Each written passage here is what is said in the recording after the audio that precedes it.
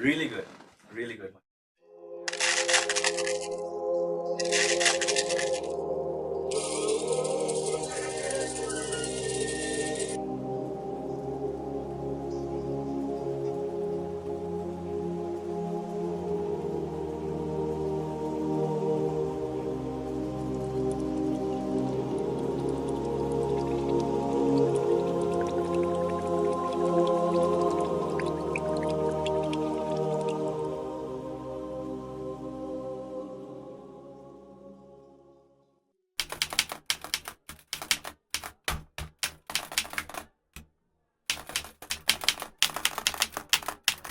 Assalamu alaikum warahmatullah. Assalamualaikum. How are you, Samar? Alhamdulillah, I'm good. Doing good? Yeah, feeling very well rested. Well rested? How many days has it been since you came to town? I've been in Michigan for 4 days, but I've been in Canada for almost 3 weeks before that. Oh, okay. So first you arrived in Canada. Yeah, to Toronto. All right. Khala there, another Khala in Ottawa. Vakas's mom. Anji. Acha, ठीक. I know your cousin Vakas very, very well. Of course. Even though our time never overlapped in Jamia, I think I'm 7, 8, 9, I don't know, something like that, years senior than him. Mm-hmm. So our time in Jamia never overlapped. Mm. But my previous posting before getting posted to Michigan was in Virginia. Okay. And when he graduated and he was posted to States, I think for about a month and a half or maybe about 2 months, he was stationed in one of my jamaats. Achha. And so I got to know him then. We got to, do some work together, and I got to know him.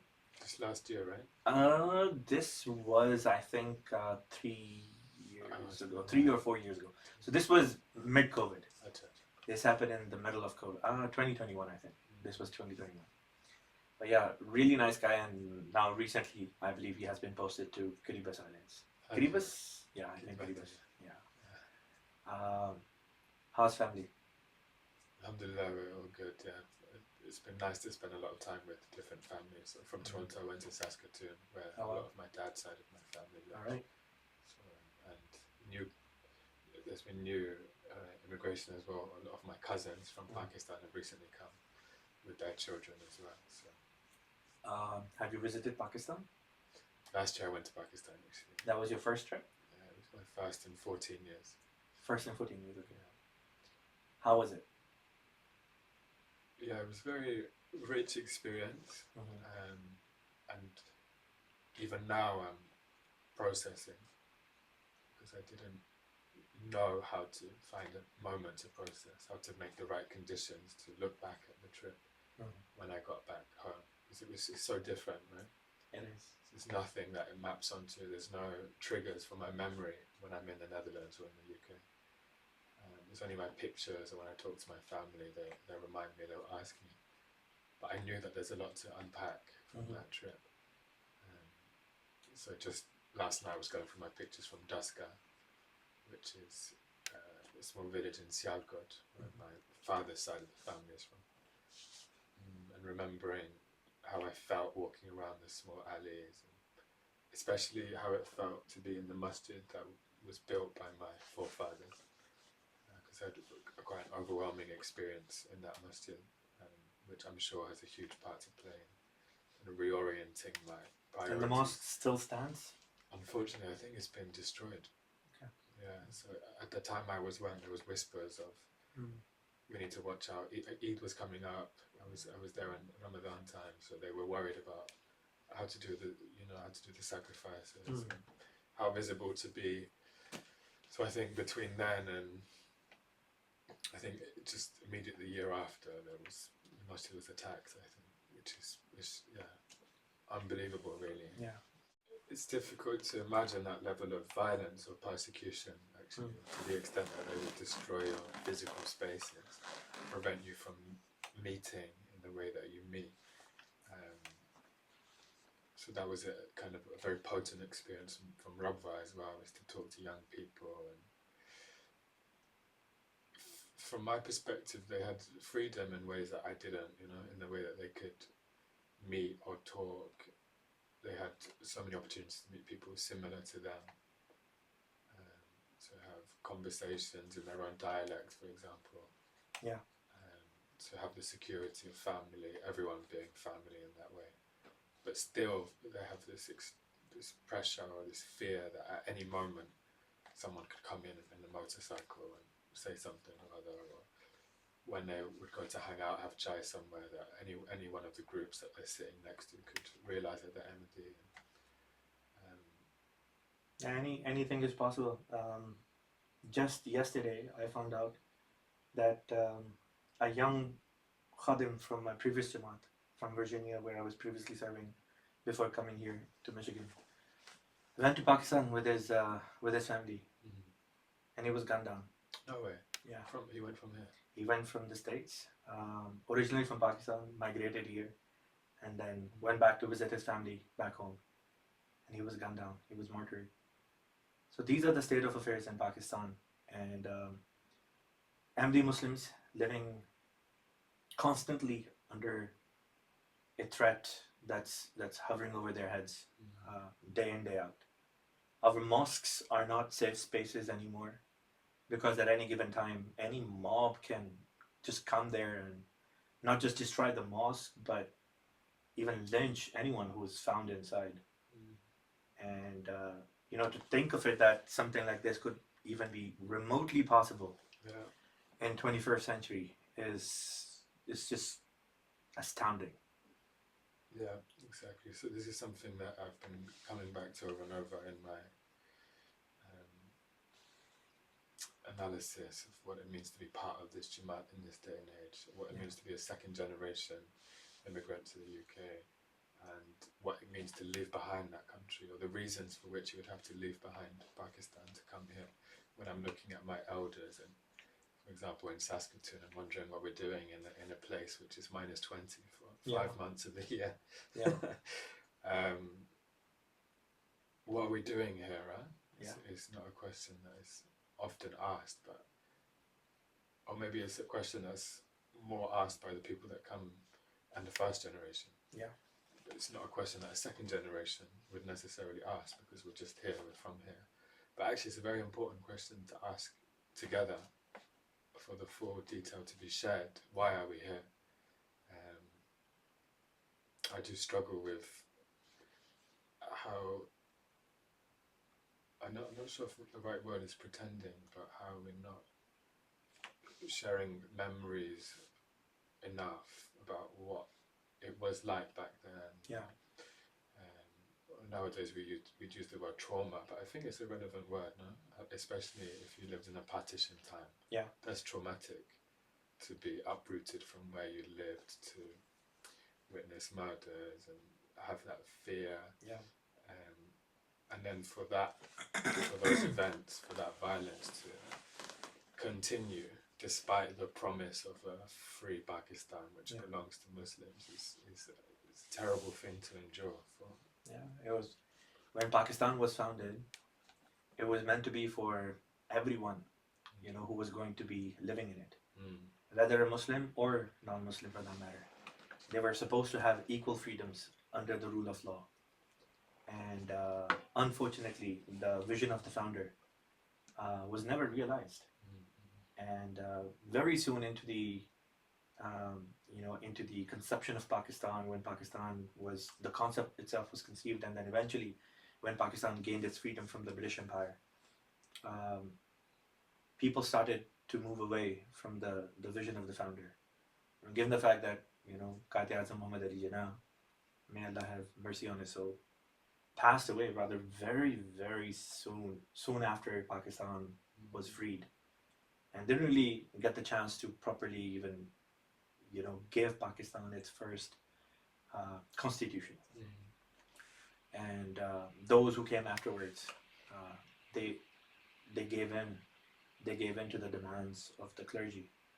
And ever since, 1953 is when Pakistan saw first big riots in the country, which sort of pushed the country to the verge of civil war in a way. Pakistan hasn't recovered ever since. It's been a constant degradation. It's been constantly going down ever since. and things haven't been getting any better for Ahmadis or for other people living in the country who belong to any minority, whether it be Hindu or Sikh or Christian minority. And unfortunately now, even other Muslims are not safe. The Shias are not safe, and Muslims who belong to, the other school of thought are now looked down upon, and everyone is constantly trying to prove their Muslimness, lest they be labeled as blasphemer and killed by some lunatic on the street. अगर हमारा ये programme आपको पसंद आता है तो हमारे channel को सब्सक्राइब करना मत भूलिएगा. Like, comment and share this video with others as well. जज़ाकल्लाह. You talked about how maybe perhaps the first generation of Ahmadi Muslims who are migrating out of Pakistan, they need to share their memories. They need to share what it means to be an Ahmadi Muslim, and maybe even a Pakistani, with their children who are now the second generation or third generation, Ahmadis living in these countries. Why do you think that is important? I think for the same reasons that it's important for our elders that they turn on the radio in the morning, they'll turn on a YouTube podcast, they'll listen to it loudly. Typically our Urdu is not good enough to understand the full extent of what's being said, but we'll hear the name of Imran Khan over and over and over again, and the promise that Imran Khan represents, and that for that promise to still be alive is a very significant thing. We'd like to see a Pakistan that is able to realize what it was created for, supposedly. And that kind of passion and hope, I think, should be shared with our generation. It's something that we should also be invested in. So coming back to the creation of Pakistan as well, the conditions under which it was created, and the facilitation of that partition and the decision is also under British rule, right? So there's another external power kind of overseeing that. Yeah. And this external force also has, I don't think it's not a complete reading if we say that it was just because of Pakistan's internal politics or lack of ability to organize. I don't think it's entirely Pakistani's fault that it fell into this mess. Those external factors, maybe they never lifted themselves away, intruding. We still see that today. And second generations can actually understand that maybe a little bit more acutely, because we come here to the UK, to Canada, to the US, and we ourselves experience the same kind of racism, which has also perpetrated itself for the last century and more. So again, there's another reason to communicate here between the generations, is what did you see back then? Why did you have to leave? What are we facing now? How come they're still seeing us in a similar way? Or how can we forge an identity that resists how we're told to look at ourselves, right? Right, makes sense. I've also been reading Jodi Zafrullah Khan's speech about Palestine, I think, which is actually very intriguing, just because of the date it was written as well. 1947, can't remember, I wrote it down, October I think it was. He gave a speech, and then I think already in June the decision to do the partition of India was made, and then in August the partition actually happened. So he's making a speech in October about the partition of Palestine, and he's very sarcastically pointing out that neither has Australia nor Canada or the US accepted to take in Jewish migrants. They all say, no, we don't have space. Yeah. We don't have the resources to do it, which is completely untrue. So he's saying, then we're just putting it on the shoulders of this small population in Palestine, which doesn't have much resources, neither land, to take on these migrants. And the oversight that the UN is supposed to be providing administratively is also negligible. It's just letting a kind of external Zionist force realize this. occupation of another people's land. And you can tell that there's a real bitterness in what he's saying. He's really attacking the UN. He's explained to them clearly that in that very moment, 1947, if they can't do a better job of holding the new settlers accountable with regards to what they've already decided. Yeah. He's saying that when this Balfour Declaration came about, we should have been reading it through the lens that we've already decided is the law. Yeah. What are the rules around occupation? What are the rules around going into another country and living there? But instead they just forced through something that is completely at odds to what the UN had already decided. Right. How it would operate. So he's showing the UN in that moment that if we're not able to carry out our duty in the way that we're supposed to, we're done for. Yeah. So this is more than half a century ago now. And that's what we're seeing now. And we're seeing it still now. But he was already telling us that if it failed to do what it was meant to in that moment, then there's no way it's going to work out later on. Yeah. So in the same way, there's this huge international sphere that we are now operating in.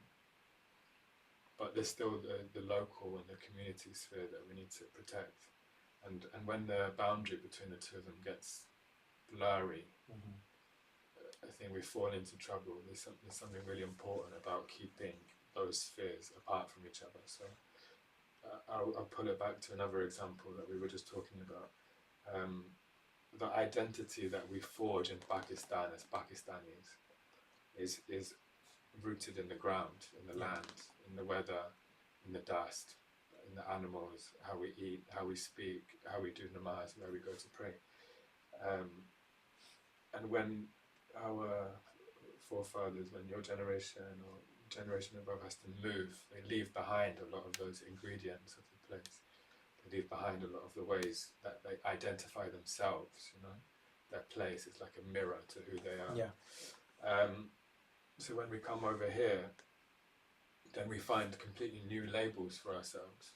Suddenly we're you know, Muslim, or suddenly we are, and Muslims understand a completely different way to the way we see ourselves in Pakistan. You know, I remember very distinctly walking home as a child, 8 or 9 years old, and my mother telling me that in America, all of our lives, every single one of our lives.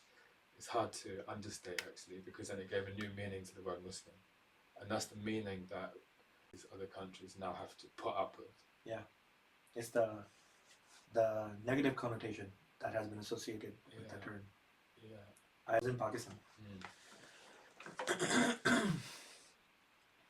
and you know, in Pakistan, it's not. But this was a big deal.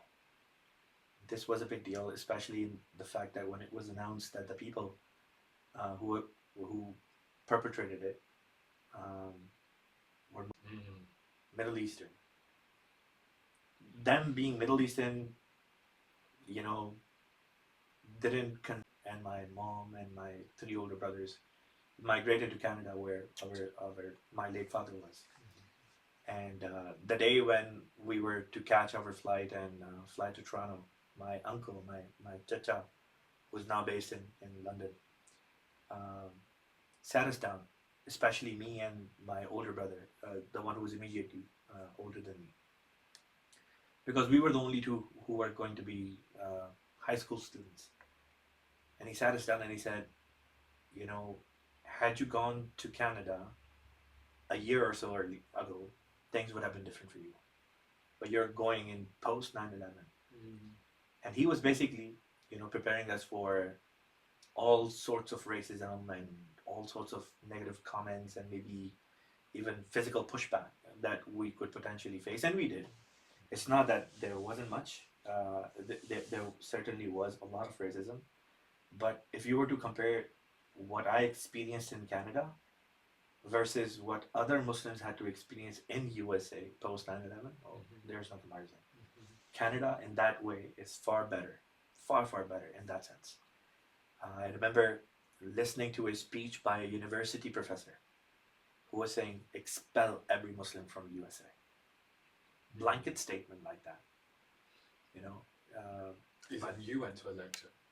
Sorry, say that again? You went to a lecture where you had... No, it was on TV. I see. Wow. It was I don't remember the name of the professor, but it was on TV. It was everywhere. Just broadcast for everyone to hear. Broadcasted, yes, Yeah. for everyone to see. Yeah. And unfortunately, many people, fell victim to racism and xenophobia and Islamophobia after that. I remember there were news of how Sikhs were targeted because, people thought that these guys look like Muslims. Mm-hmm. They have long beards, Mm. brownish skin, they wear turbans, Mm. they gotta be Taliban or Al-Qaeda, God forbid, right? So they started beating up, and some Sikhs even were killed or martyred because of, this kind of hysteria. But that's the reality post 9/11 that we had to live with. Things have gotten better, but every now and then in different parts of the country, you see the remnants of it still. FBI and the state apparatus started going after Muslims, started spying on Muslims. Mosques were being watched, spied from within as well. So a lot of things have happened, and that's what we grew up with. Yeah. So we suddenly become suspicious to people that don't understand anything about us or are told what to think when they see the colour of our skin. Yeah. And it's having to constantly fight against that suspicion, which is not only tiring, but we need to train ourselves to do. And that's where this being able to forge a sense of identity ourselves, amongst ourselves, with all the memories, all the ingredients that are relevant for why we're here, what we're doing here, what we're called upon to do by our religion, by our beliefs, why that sets us apart and why that difference is something we should strive to hold on to, instead of paying too much attention to the external voices, this kind of painting that literally power, FBI, CIA, governments are producing about us. It shouldn't be as relevant as they'd like it to be, right? This resistance that has But Samar, it's easier said than done. Absolutely. There are people who gave up their religious identity just so that they could escape any kind of persecution here in the West, whether it be in America or UK or elsewhere in the Europe. They gave up their Muslim identity, they gave up their religion. Many people probably even converted to Christianity just so that the others may feel okay with these brown people around them. So I want to ask you, because you and I both were raised in the aftermath of that tragedy, what kept you grounded? And before you talk on this, what kept you grounded and true to your roots? Did you see around you? Did you see people, Muslims, giving up their religious identity just because they were too scared to practice Islam in the West?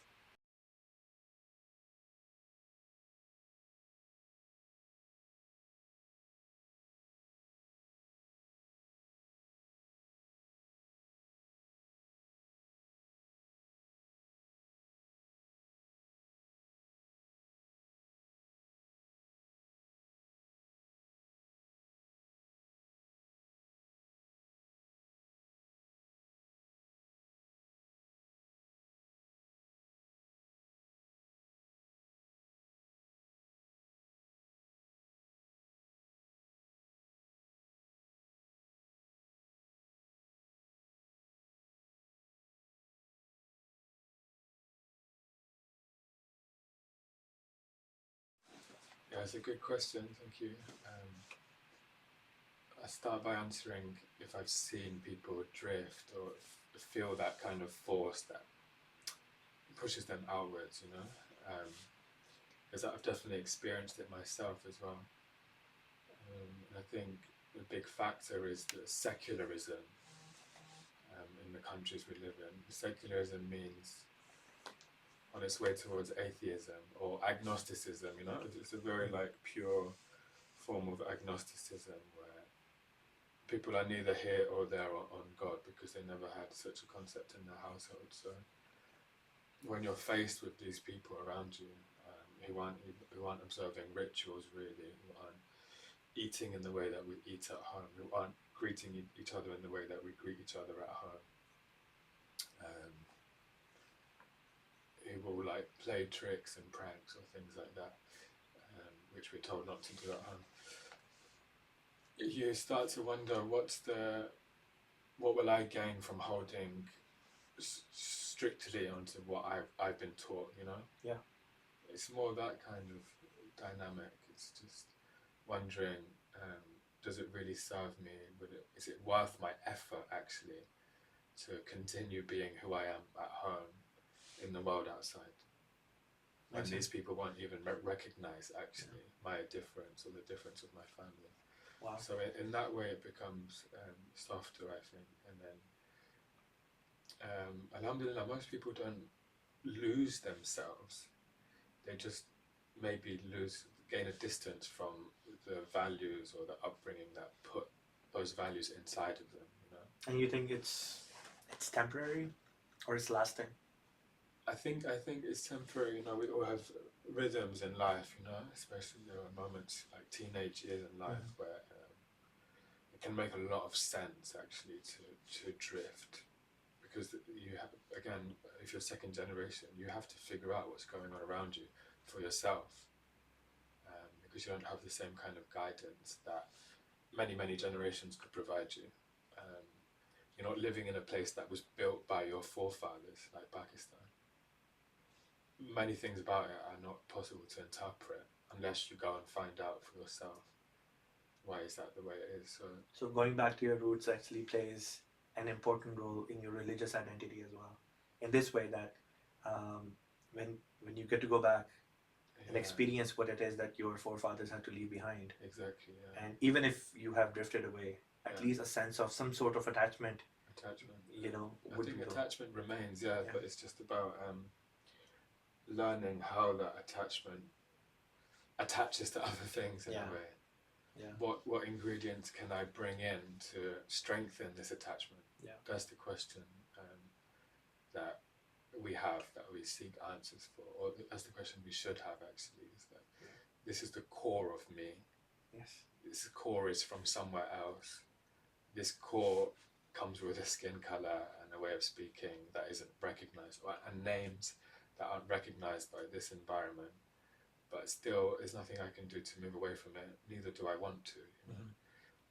So then the question becomes about what can I gather around me to bring in to strengthen this core. So travel in that sense. My travel to Pakistan is helpful, but also like having proximity to the Jamaat is definitely helpful. That's what helped me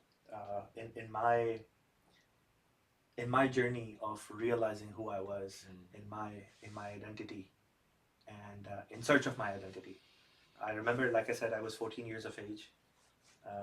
This is 2001. I was 14 years of age in high school, and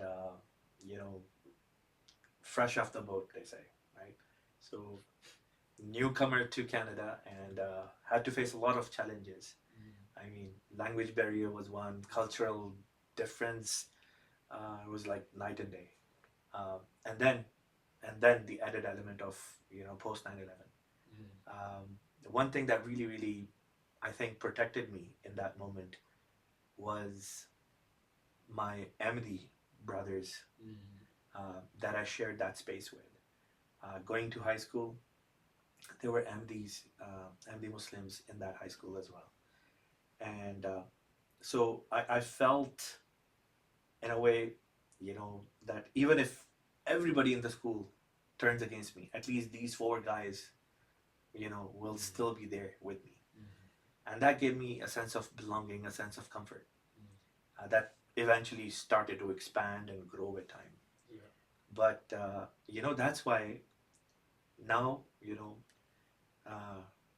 2.5 decades on, when I when I look at the Holy Quran, and I read the blessed and the wise words of Allah subhanahu wa ta'ala in them, where Allah says, be in the company of righteous, be in the company of the believers.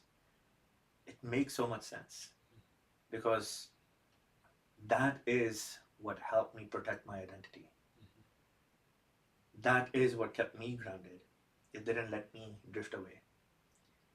And I think it's very important in the grand scheme of things, if Ahmadi youth who are especially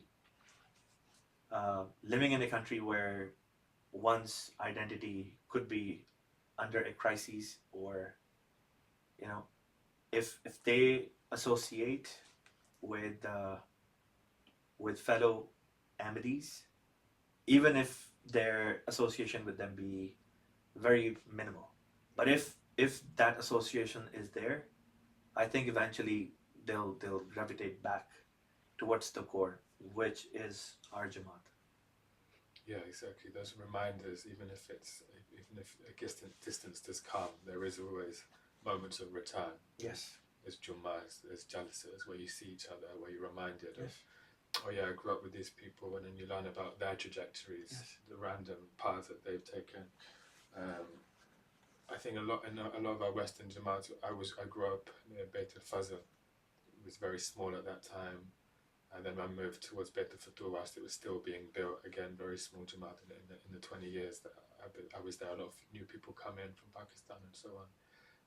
So the character and the social dimension does change inevitably. You go and you don't see many familiar faces anymore, or you struggle to find them. So that's something that we're all facing as well, actually.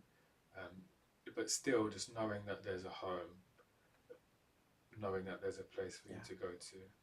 And another thing I would mention is, association with Ahmadis is very empowering, but then also knowing and being good at finding people who also have, spiritually oriented, or at least not opposed to it. Yeah.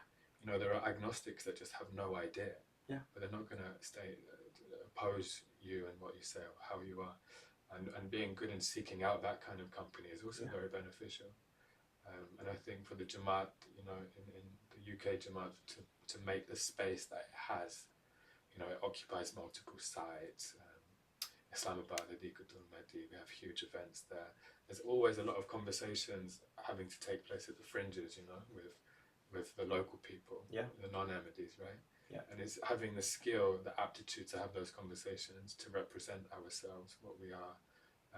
And there's some form of adaptation that has to happen as well, right? Absolutely. It's inevitable. We're not in the same place. We're not on the same earth. We're not around the same buildings, the same food. Very true. We eat different things, right? Yeah. And we wear different things as well. Adaptation is a must.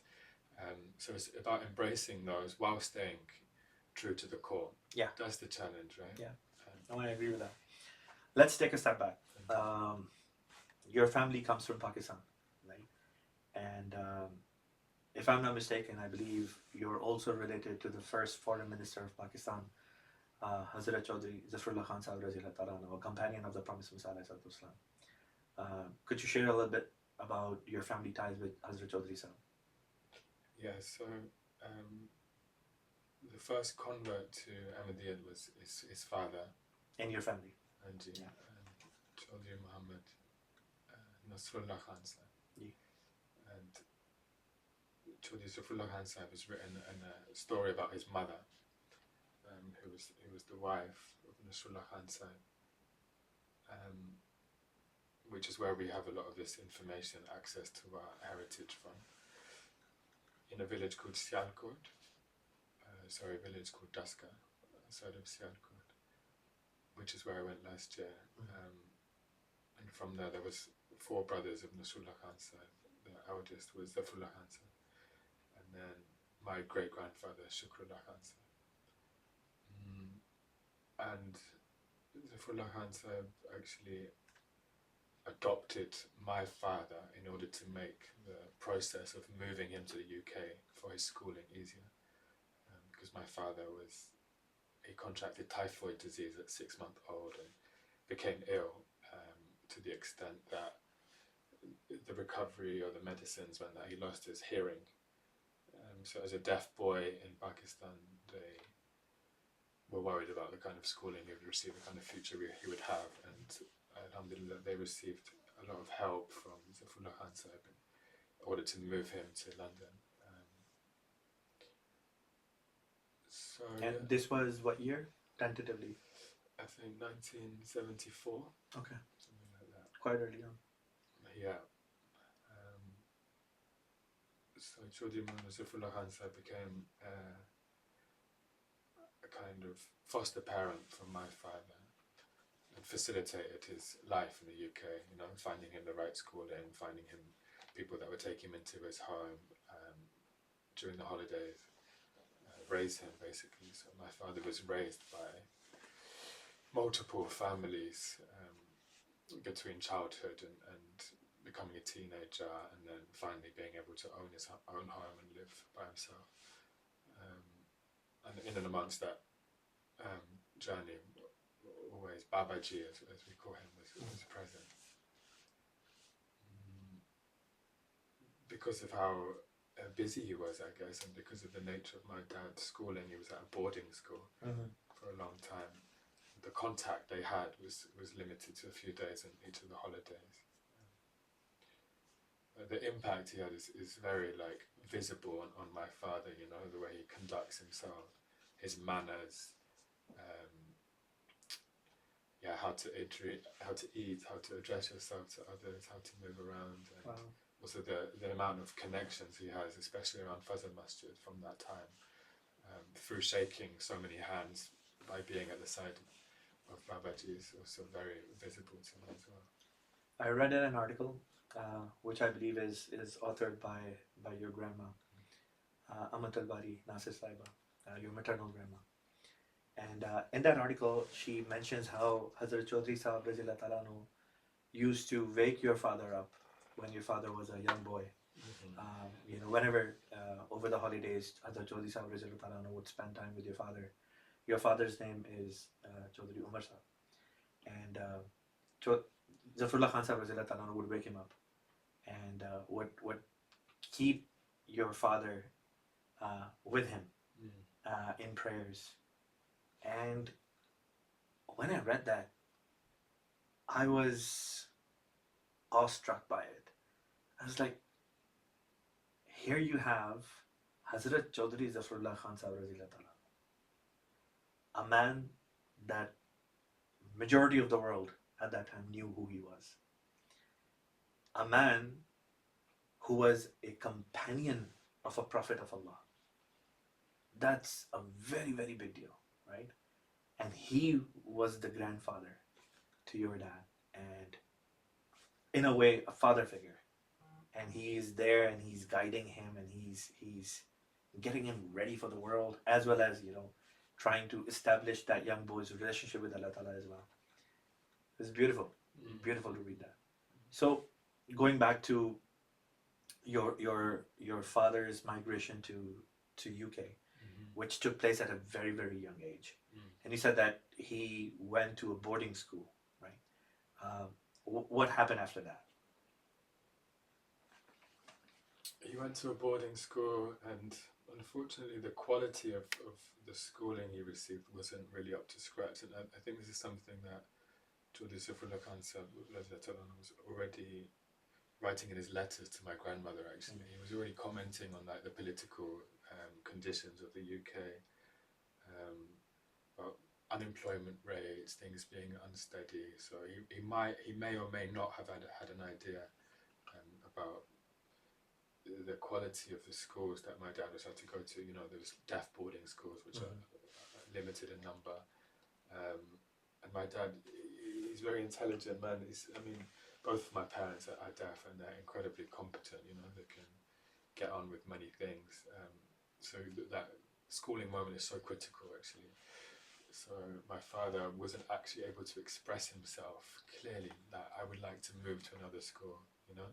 So there are all kinds of challenges like that as well, that my father faced, not being able to communicate himself to the families he was staying with, to get his situation changed. But Alhamdulillah, we're very comfortable now. He's living a very comfortable life, and I think through those struggles in his childhood, he became a man of like deep sabr,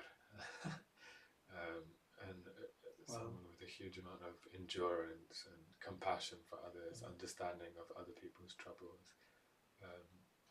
Like, I'm always amazed at how his read on like the political situation of the world, or the political situation of the UK is not only on the pulse, he's not only aware at any moment what's going on, but also deeply correct ethical intuition about what's good or what's not. And he's thinking for the whole population, you know. Since he went there at 5 years old, he's British, you know. And he has a really acute awareness of how people are living around him.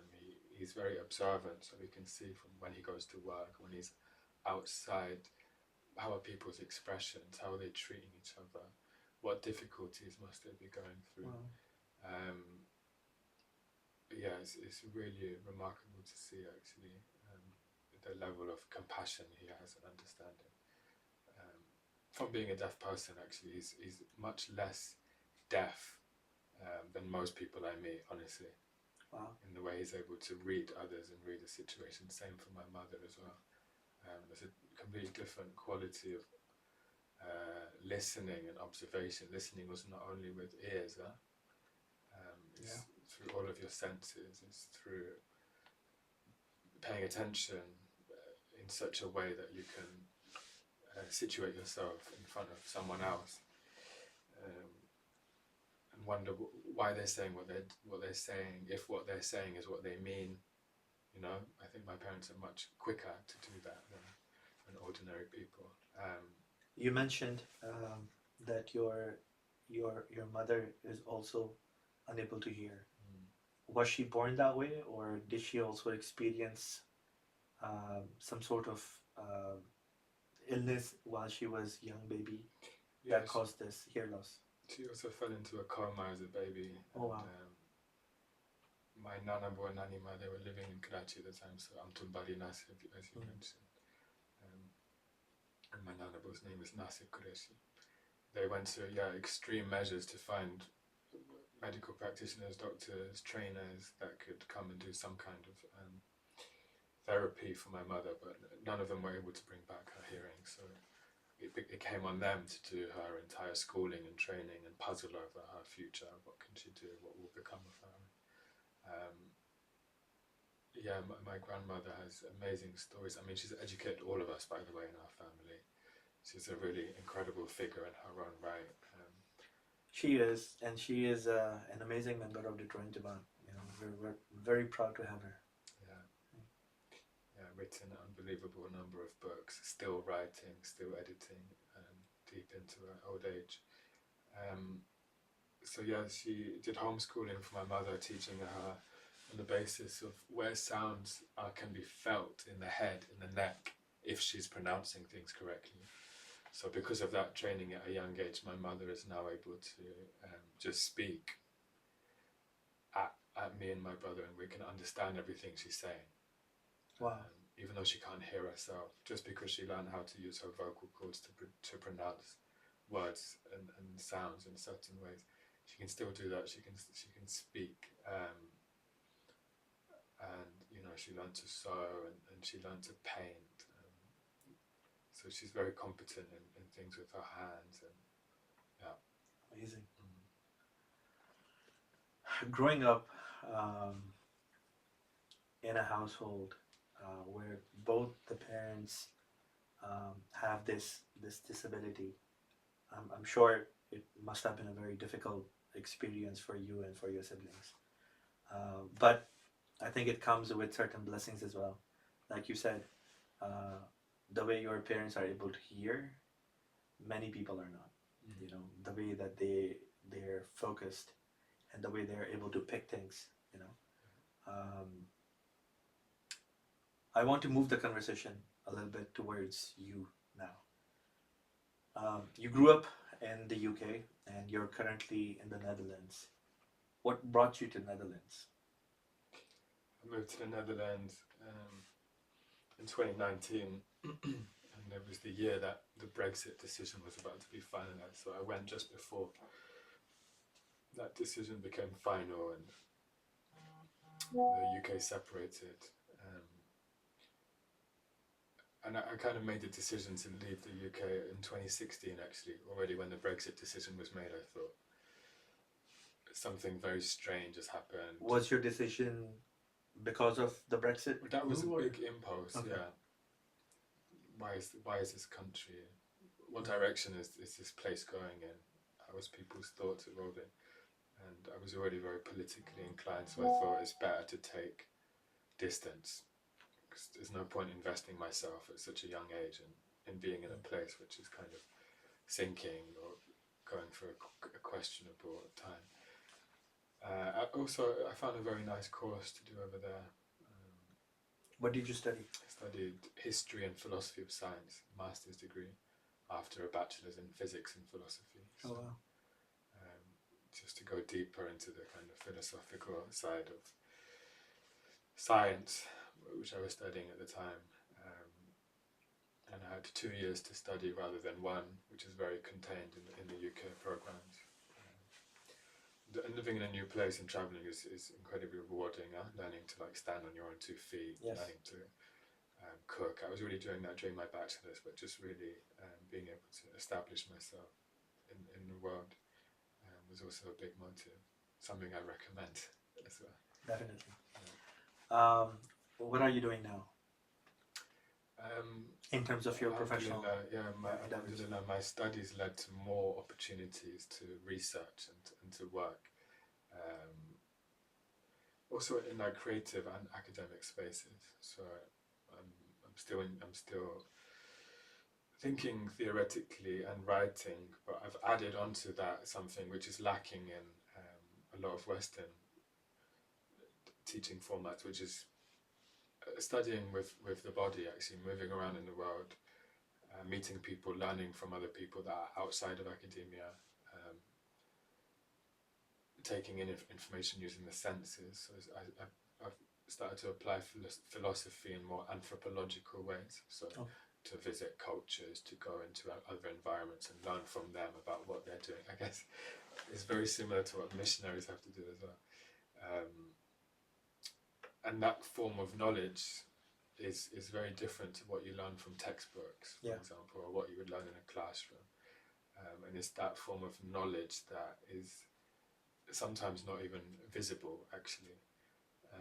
But that invisible aspect of nature, of life, of culture, of human living, also plant and animal life, which is something I've been going more deeper into recently, needs us to be human, firstly, before we're scientists, before we're European, before we're this or that. Before whatever identity we have. It requires us to be humans, to use the organs, the senses that Allah has given us, and to look at the world properly, to listen properly. So I've been applying that in terms of interspecies communication, which is again a big, it's a kind of a distance from physics. I've also gone in the zigzag route. But it's a very beautiful, rich field to end up in. It's very niche as well, because people are always surprised. My initial project was about cows, cow communication. Cow communication? Yeah. All right. Sounds really interesting. Yeah, I'm glad you say that. Some people just think it's bizarre, but actually it's not. It doesn't take too long before you can show someone why it's actually very interesting. What did you find? I found, the first thing you confront is that we've distanced ourselves from cows, where we used to live together. So this change between how we used to live is the first thing you encounter. Is why is it strange to look at cows when we used to live with them? That's the first question, actually. And when you go to them, you have another question, which is, what will I do with the knowledge I receive here, or who am I studying this for? So this is a question, a very important ethical question in anthropology, actually. When you visit another community, what am I doing here? Yeah. What will I impose on you just by being here? Yeah. Is it ethical to do that? I think these are very important questions, actually. Also to try for there to be some kind of exchange between you as an outsider going to a new community. It's very ethical dilemma, actually. Obviously, it's different with cows because you can't ask them, you can't check if they're okay with you being there, but there's a way to be around them that they're comfortable with. So there's a lot of lessons in here, actually, about even how to approach a farmer, a farm, a new landscape, a new community of animals. They live in herds, they have their own place, they have their own homes, you know. It's very industrial, it's full of machines, it's very noisy or smelly, but it's still where they live. So there's a way to approach them sensitively and politely even, which is interesting because it's an animal.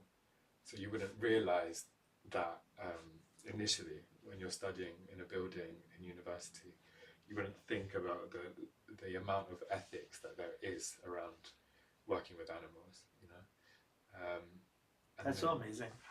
You know, Rasulullah sallallahu alaihi wasallam has been called Rahmatul lil Alameen in the Holy Quran, and you know, we study about his life and how he was not just around fellow human beings, but how he treated other creatures, you know, other creation of Allah subhanahu wa ta'ala, how he was in his treatment towards animals. Many, you know, narrations are there. And what you studied is basically, you know, along the same principles, to have mercy and compassion and empathy for these animals, you know, when you approach them. And no matter what field one looks at, you know, or goes into, there is some sort of guidance for it in Islam.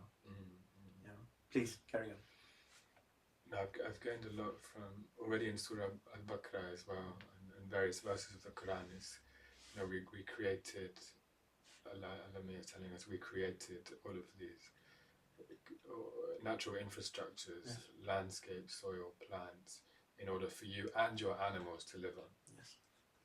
So there's a kind of parity there in how we share our natural environment. It's for all of us, and by all of us, it's not humans. It's a very important thing not to look over. Also, if you look more closely at the rules of our engagement within the Quran, within Islam, with animals, we immediately think about halal. But there's even more depth to the way that halal can be practiced. It's also, in the Quran it's written, it's not only about how they're killed, but it's also about the condition of their life and how they were living before they were killed. So I think this is somewhere we have to be more attentive, honestly, because we're now living in countries, especially the Netherlands and the US is the worst for this, the way that animals are raised for consumption. It's only for consumption. In huge allotments of thousands of cows, tens of thousands, I think, in the US it gets to, and they don't move from their small square. They're just fed artificial products produced in factories elsewhere until they're fat, and then they're killed. It's very common to remove mother cows from the baby calf as soon as the calf is born. So they're cut off from their own mother, they're prevented from forming community. And, you know, community and living alongside our relatives or friends is a very core ingredient to humanness as well, or just to life. To be allowed to live next to each other is the most fundamental thing. And then comes, okay, being able to feed ourselves, being able to choose where to go. Where do I go? Where do I sleep? What do I eat? Right? So we also take that away from industrial animals as well, which is again something that is not permitted actually in the Quran. It's a very brutal practice, and you're right. It happens in the West more so, and even in the West, I think USA is unfortunately, you know, like you said, you know, we're raising animals for consumption without properly giving them, you know, the infrastructure that they need in order to live, in order to thrive. Mm. You know, you're right. Yeah. So we're commanded also to eat animals that are in good health, which is a very interesting condition, actually. Yes, I mean, you wouldn't want to consume an animal which is sick. Yeah. You know, for the obvious reasons. Yeah. So why is it that you know, if you wouldn't eat an animal which is physically not, you know, right, same would apply to an animal who is subjected to brutality and someone, you know, that's subjected to psychological torture and whatnot. Yeah. It definitely has a detrimental effect on the physiology of the animal itself. Indeed. Moving forward with our conversation, your field of expertise is very unique. Like you said, it's a very niche field. Yeah. Are you currently working, or you're still in your study phase? I'm still studying, but you know, I've graduated from multiple programs, and now I've started a PhD program, alhamdulillah, and like I said, I'm also brought into other domains like artistic research or to produce exhibitions. What does that entail? So, for example, I'll be like a thinking person, helping to produce scripts for movies. Okay. Or I'll be thinking about the design and content of exhibitions in museums or galleries, for example. Very nice. So I'm communicating about what I'm learning in the field, again, which is I'm learning from animals, basically. I'm learning from the environment, and then I'm translating that information or that knowledge and understanding to different formats that can reach people, movies, exhibitions, stories, articles, you know. Right. Because it's too easy in academia to get caught in a rat race of producing publications for other academics to agree that you're a good enough academic. And I think it's actually it can be a very violent trap as well, because of the institutional character of academia. You know, these are old institutions that are also beneficiaries and designers of colonialism, actually, and capitalism. You know, they don't challenge the structures that do violence on lots of parts of the world. So we always have to keep a careful relationship with it, unfortunately. You know, I've had professors that, until I got the highest grade in their course, didn't even look at me. Wow. Yeah, and when they see my score, they're like, "Oh, you're actually really smart." That's the first time they talk to me, and then they commit to supporting me. Or you've got people that go the other way; they immediately recognize your worth and your capability, and they try to remove you. Wow. Yeah. Shut you down. Yeah. So that happens in these spaces. So we have to be very conscious of it's a transactional character, unfortunately, because universities shouldn't be like this, but they are like this now. It's a very transactional character. I give you money, you give me a degree. Wow. But you don't also want to get trapped there long enough for them to degrade your sense of self. Wow. So we have to be careful here, like, about the function of education in our lives and our own empowerment in forging our own identity, rather than letting that become our identity, you know? Right. Same with companies and this capitalist system that we're in. We still have to return to our roots, actually. No. Yeah. What do you do in your leisure time for yourself? Like hobbies, things that you like to do? I'm very active in sports. So like football? No, not football. Yeah. Or tennis, badminton, racket sports, or All right. swimming, or I started capoeira. I really enjoy being outdoors, using my body. I grew up in London as well, so we have incredible music there, lots of different musical cultures there. I enjoy cooking as well. All right. What kind of cuisine? I'm trying my best to learn Pakistani food. No way. Of course, yeah. From just going into the kitchen with my ammi or with my khalas and pupos, if they let me in the kitchen at all, and just watching how they're cooking. Have you learned any dishes yet? Absolutely, yeah. I've learned. Can you tell me a few that you learned? Yeah, at the moment I'm learning Vindi Kasabzi. Oh wow! All right. I'm already quite good at cooking bangan. Oh, Yeah. all right. And dal and pilau. Yeah. Pilau? Kanji. It's not an easy dish to cook. No, it's not easy, but it's worth it to learn. Definitely. So, would I be correct to assume that you're more of a pilau guy rather than a biryani guy? I wouldn't go near biryani right now because my mum makes incredible biryani. I think everyone maybe says that. But yeah, until I'm confident enough to cook at that level, I'm avoiding it. All right. Yeah. But when it comes to eating, which one of the two do you prefer? Depends on mood and how long afterwards you have to lie down. True. I'm more of a biryani guy. I can have biryani any day of the week, but occasionally my cravings they sort of just shift, and I crave pilau over biryani, and yeah. But you said that you're learning Pakistani cuisine. What other cuisines are you trying? I've had the fortune of living in Europe, so I've been to many European countries. Spain, Portugal, Italy, Germany. Especially in Italy, I'm always blown away actually by the way that they think about food. It's an incredible relationship, almost like spiritual relationship with food and the etiquette of eating and the process of cooking. So pasta is a big thing in my cuisine as well. Yeah. Amazing.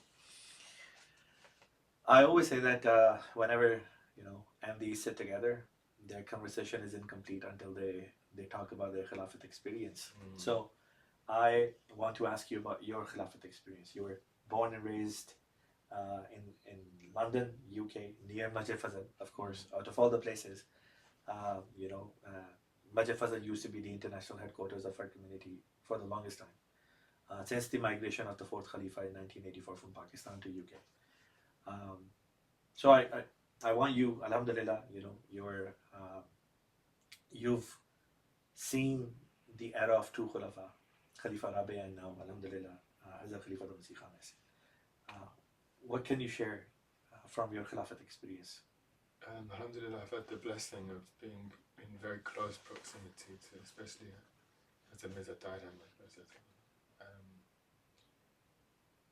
because I grew up a few streets away from Masjid Fazal, and he was very involved in my parents' marriage, their coming together, and then also their childbirth as well. Somehow he was keeping tabs on the condition of my mom and prescribing her homeopathic medicine. And my grandmother actually, my nanima, found out that her daughter had gone into labour because Hazur announced it on MTA. Wow. Not announced it, but he was having a conversation. He used to have live kind of recordings made at the masjid, and someone brought him the news, or he was trying to find out more news about my mother. Wow. So, and then when I was born and I came into my parents' flat, Hazur actually came and visited us. Khalifa Masih came to your parents' apartment and he... Wow. Yeah, he held that is me, something.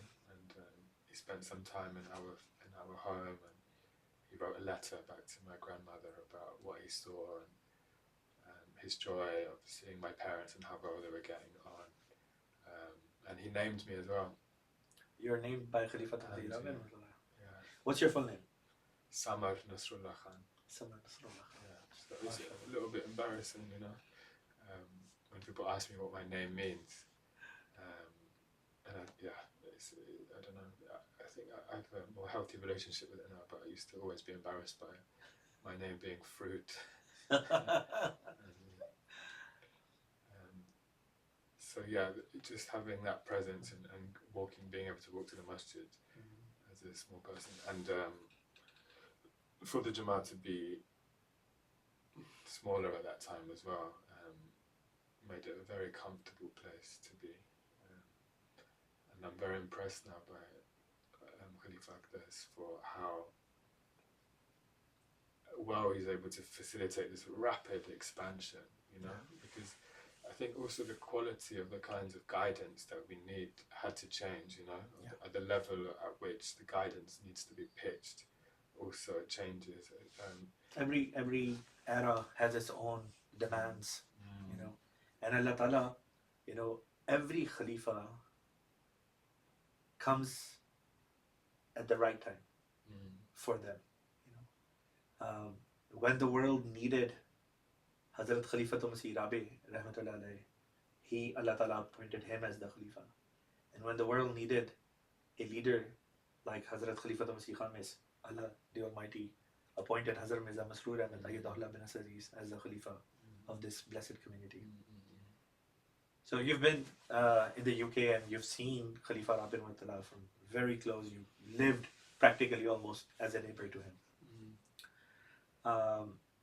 You also had the opportunity to be a neighbor to Hazrat Khalifa Khamis as well. And so you had the opportunity to pray behind him, you know, observing him coming in and then going. Your childhood was spent around the Khulafa. I mean, what better way? That's the thing that Ahmadis dream of, you know. Any Ahmadi in any part of the world dreams of being closer to the Khalifa. And when we get to see the Khalifa or meet the Khalifa, we're on cloud nine, you know. But for someone who gets to live next to the Khalifa, it's too good. Yeah, you know? Always a very powerful moment to be in Jummah when Hazur arrives. Yes. For everyone to fall into silence and come and do their sajda, or especially at the end of Jalsa Salana, at the end of 3 days, and there's the seeing off, and everyone does their nazam, and it's just full of emotion in the room at the moment, and the impact and how we're all supporting each other and supporting our leader to continue to lead us. You know, and being able to do bait year after year is also very powerful. Again, this rhythm that you need, this reminders, this being pulled back inside, you know. It's really a blessing to have that moment. Yeah, amazing. I mean, you know, living close to Khalifatul Masih, no doubt, is a very big blessing. But at the same time, it comes with a lot of challenges. It comes with a lot of expectations. You know, when you're physically closer to Khalifatul Masih, many people will hold you to a higher standard. Oh, really? You know, they'll say that, okay, well, you know, you were brought up by the Khalifa because you live so close, you prayed behind, you know, Khalifatul Masih every single day, or, you know, as often as you could. So people like me, people, you know, who are at a distance, physically at a distance from Markaz, when we look at people, blessed individuals, you know, lucky individuals such as yourself, who have had the opportunity to be very, very close to Khalifatul Masih, you know, in physical proximity, definitely, I think that factor is there, that people think that, okay, you have to walk a certain walk, you have to talk a certain talk, you know, you have to look a certain way, you have to behave a certain way. And I think at times that can be very overwhelming as well. You know, the constant pressure to behave in a certain way can also sort of, you know, put pressure on you that you can't really do things the way you would want to do things, or experience things that you would want to experience, but you can't because there are these societal expectations from people, you know. Did you ever feel that? It's a good observation, yeah. Because, you know, Markaz is in London, in the UK. And in London, there's absolutely everyone. There's an unbelievable number of cuisines and restaurants. You can find the best of any country's cuisine in London. Also, the best music of any country passes through at some point. Every year, you know, it's an unbelievable amount of culture to be enriched by. So because of that, there's many different forms at Jalsa, they all become visible, you know. There's many different paths people take, there's many different kind of ways of dressing that people engage with. So constantly reminded that also in the Jamaat there's a lot of difference as well. And when you're growing up, you do wonder if everyone is just conforming, going down as narrow a path as you Yeah. think you should, you know, but it's not really the case, actually. I think there's a much more healthy balance to be struck in, again, going out, discovering, learning how to represent yourself, learning how to communicate, learning how other people do, you know. That's a big richness of the UK, and I'm sure it has also informed the way that Jamaat, an unbelievable structure, you know, an incredible way to form community, and how that's able to spread and establish itself in many places. It must be drawing lessons from the challenges or the adaptations it has to do in a place like London. I think coming to Canada especially, there's a big difference in space, physical space, because you're farther apart from each other, and you can also have a distance to things. For example, you can have a distance as a community to other communities if you want to. You can establish a town in the middle of nowhere if you want to. You can find a plot of land outside of the city, build your masjid there, and then people will meet there rather than in the city, you know. That's true. You have to drive to places. You can choose not to drive there. You can choose not to drive your kids there. In London, movement is second nature, you know. There's buses, there's trams, there's trains. You can't not move, and you can't stop anyone from moving either, and you can't stop people from mixing. It's constant there. Here it's at choice, which leads to different dynamics and a different kind of, from my perspective, it seems like an ease with which a family can show its kids a path or be involved in the kid's life and guide them a certain way. So in that sense, the Jamaat seem to have a bit more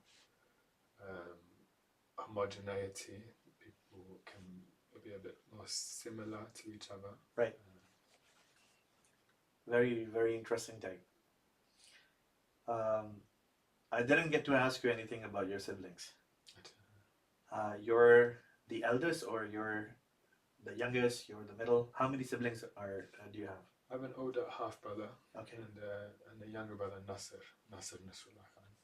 And you guys fight, the siblings? Usually, you know, they have playful fights and whatnot. I grew up in a household where it was all boys. I'm the baby of the family. I have 3 older brothers. So, you know, there was always, you know,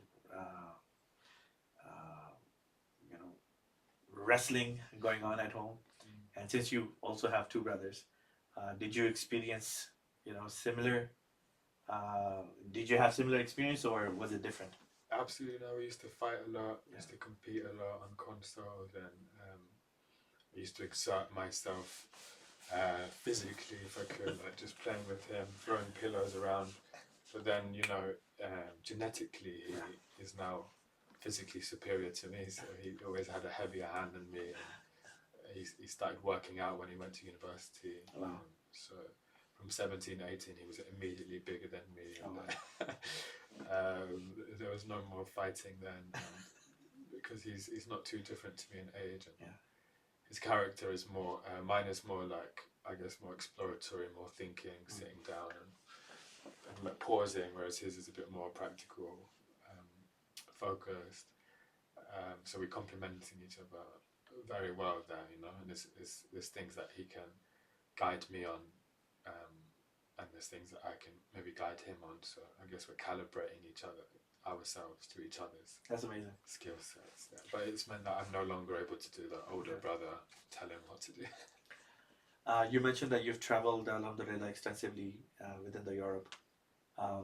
Which country outside of the UK, of course, do you find fascinating? At the moment, I'm very fascinated by cities like Barcelona or Lisbon. Okay. Actually. Why? Because I'll go to these cities and there's entire streets, districts full of Bangladeshi or Pakistani people. It's completely full. It's a completely fresh wave of migration, last 5 to 10 years. It's happening constantly. I mean, also in parts of Toronto, I mean, all over Canada this is happening now as well. But especially in those cities, because European cities are much older, they have more established cultures. Cities within countries are very different to each other even. And now suddenly you're having these huge influxes of people that speak the same languages as me, that eat what I eat, that know how to cut my hair. So on that level, it's a lot of fun for me. I can have conversations with them in Urdu. I'm not having as much of that in the Netherlands. And I'm just enjoying to watch how they do, and actually how these warmer cities are allowing them to be more themselves in the colder European, like UK and the Netherlands. Actually, for some reason they're just, because I guess because they have to be indoors more, they don't have as much opportunities to just be themselves and be around each other. Right. But in those warmer cities, they're just actually having a lot of fun, and it seems really enjoyable for them. You mentioned about Toronto. Have you visited Gerrard Street? Probably. What's happening there? So it's in Toronto downtown. That's where you'll find a lot of Pakistanis, Indians, Bengalis. Yeah, it's amazing. It's the district where you go for shopping or if you want to go eat. But there is another place that's up and coming now. I think it's in Mississauga. I think they call it Food Street. Yeah, I had Nihari there the other day. It was epic. Yeah. Nihari. Oh yes. My youngest daughter, she is 4. She loves Nihari. Yeah. And you've been to States before as well. And before we sat down, you were telling me how you've been to Chicago as well. So you know how in Toronto there is Gerrard Street. In London you have Southall. In Chicago you have Devon Street. It's written Devon Street, but the Desis pronounce it as Divan Street. And it's very similar to Gerrard Street because I'm originally from Canada, so I have I've experienced Gerrard Street many times. So when I was stationed in Zion, Illinois, which is 40-50 minutes north of Chicago, I had the opportunity to visit Divan Street many times. And same thing that you mentioned, you get to experience the culture, the language, the food, the aroma, the people. It's amazing. Yeah, it's something to be grateful to these countries as well for, to allow us to make space like that. Yeah. So this is a huge feature, especially of Canada. That's the way we knew Canada. Yeah. So it's a very scary time now to watch people in power try to take away that character of Canada. Yeah. And there's something that hopefully, inshallah, we will be able to resist, not as an individual community, but together with the population, with Canadians that remember that character, that core values of Canada. Inshallah. Canadians are very open-minded people. Very peaceful, very calm, collected. And I think, inshallah ta'ala, the American people at large are also just like that. And whatever faction of our society here is, a little bit hardliners, I think eventually, it reminds me of the mission of the Ahmadiyya Muslim Jamaat. Hazrat Khalifatul Masih Salis, Rahmatullah alayhi, 1960s or 70s, visited Switzerland. And one of the journalists was interviewing Huzur, and she asked, what's your goal? What's the end game here? And Huzur smiled very beautifully, had a very beautiful smile. And then he said, we are here to win the hearts. Mirza Nasir Ahmed, you are the supreme head of the Ahmadiyya movement. Which part does the movement play within the Islam? The movement plays this part. We believe that the Mahdi has come to create the conditions of peace in this world. We believe in equality of human beings, in the rule of law, and we are against all types of oppression. And how do you conduct your mission in Europe? We try to win the hearts. So I think eventually, inshallah ta'ala, when Ahmadi Muslims, we, the Ahmadi Muslims living here in the West, whether it be USA, Europe, or Canada for that matter, I think when we start living according to our teachings, when we start to, embody the religion of Islam and put it to practice, I think it's inevitable that we will win the hearts of these people. And in the process, inshallah ta'ala, will win them over. Inshallah. And the more people we win over time, I think the society as a whole will become very, very welcoming to the values and teachings that Islam has to offer. Because we as Ahmadi Muslims believe that that's where the salvation, that's where the safety, the guarantee for our future generation truly lies. Samar, Jazakallah for giving me so much of your time. I know you've been here for a very short period of time in USA, and then you'll be traveling, very soon. But the fact that you were so much gracious with your time, you came all the way here and then sat down with me and shared so many beautiful things, and all the wisdom that you have gained over your years and through your studies. I truly appreciate that, and I'm pretty sure that my audience who watch this program will also be very appreciative of all the wisdom that you've shared here today. You're a young person, young guy. I wish you and pray for you the best. May Allah the Almighty, wherever He takes you in your endeavors, may your endeavors be fulfilling.